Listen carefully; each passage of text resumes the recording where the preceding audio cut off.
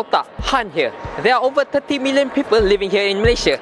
Now imagine every single one of them is a shit of paper. Now if you stack this shit of paper 30 million times, you can stand higher than Mount Everest. 56 times higher. Smoke weed every day. Smoke weed every day. In the 20th century, there was an explosion in the human population, quite literally and figuratively as well. We went from 1.6 billion people to 6.1 by the end of the century, and we reached 7 billion by Halloween of 2011. It is estimated that we will reach 8 billion by the end of 2025.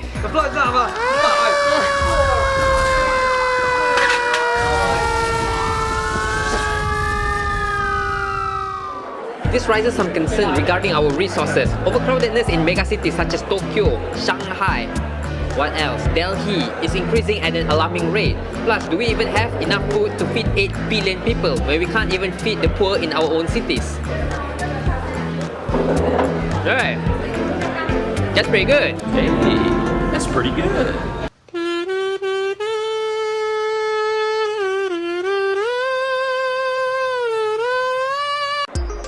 Now to resolve this issue, first we must find the root of the problem. Now to solve this issue, first we must find the root of the problem. Just do what I do when I have problems. So why the world population keeps on growing? The answer is not what you might think. It is not that people have been around like rabbits.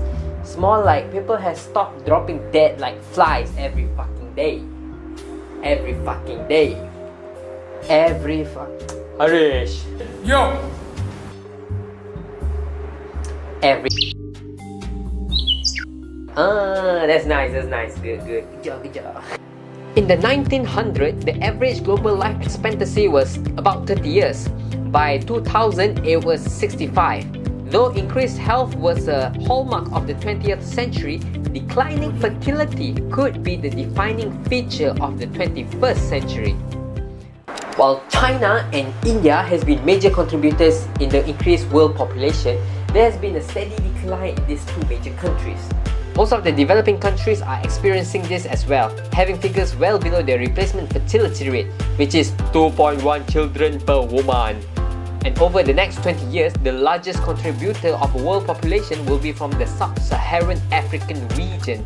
It is estimated that the world population will never exceed 11 billion. But even so, where will all these people stay? On top of your mom? No.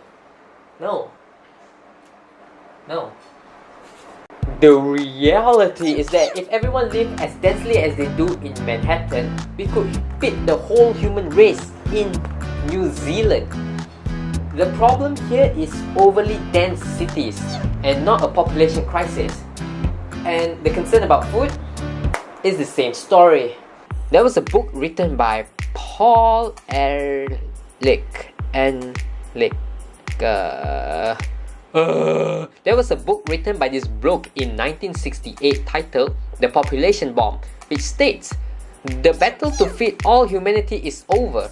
In the 1970s and 1980s, hundreds of millions of people will starve to death in spite of any crash program embarked upon now. Currently, we have grown enough food to feed 10 billion people.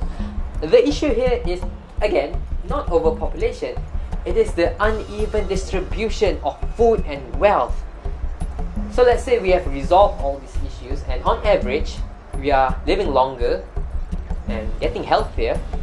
What is the price to pay? What is the cost of dying? One of the biggest issues we'll be facing is the cost of supporting rapidly aging population with pensions, especially with the declining fertility rate and rising healthcare costs. Scandinavian can't relate. With global manpower shortage unproportionate to the rise of aging citizens, new innovations are essential. The damn robots are taking off working jobs again. And that's a good thing. Automation may be the key to produce large economic surplus to pay for the aging. So why is it when we talk about the future, it's so easy to fall into mass hysteria? They say the greatest form of torture is not bad taste in music, but uncertainty. When we face uncertainty, our mind craves explanation. And if we have no way to account for symptoms, we feel out of control and the fear escalates. The fear of a zombie apocalypse is totally unproportionate to the number of actual zombie attacks. When someone has just gotten out of a toxic relationship, often enough they would bounce right back into another toxic relationship. We tend to choose the things that are familiar to us instead of the things that we don't know, even though the thing might be bad for us. When we can't make sense of the world, our grip on reality crumbles. Has the world gone insane? Or am I crazy? Thus, whenever we don't understand the top researchers, we call them mad scientists. But what is really going on in between here? During his research to further understand the madman theory, Han voluntarily ingested 3 tabs of lysergic acid diethylamide in a week. On the last day of the experiment, he suffered a bad trip which left him with schizophrenia, panic attack disorder, and psychosis.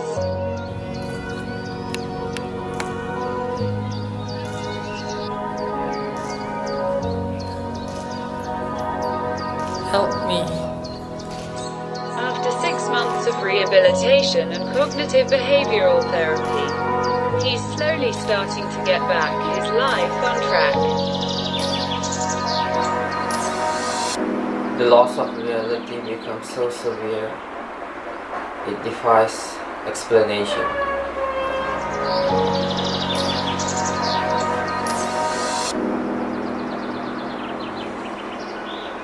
If you talk all the time, you'll never hear what anybody else has to say. And therefore all you'll have to talk about is your own conversation. The same is true for people who think all the time. That means, when I use the word think, talking to yourself, subvocal conversation, the constant chit-chat of symbols and images and talk and words inside your skull. Now, if you do that all the time, you'll find that you've nothing to think about except thinking.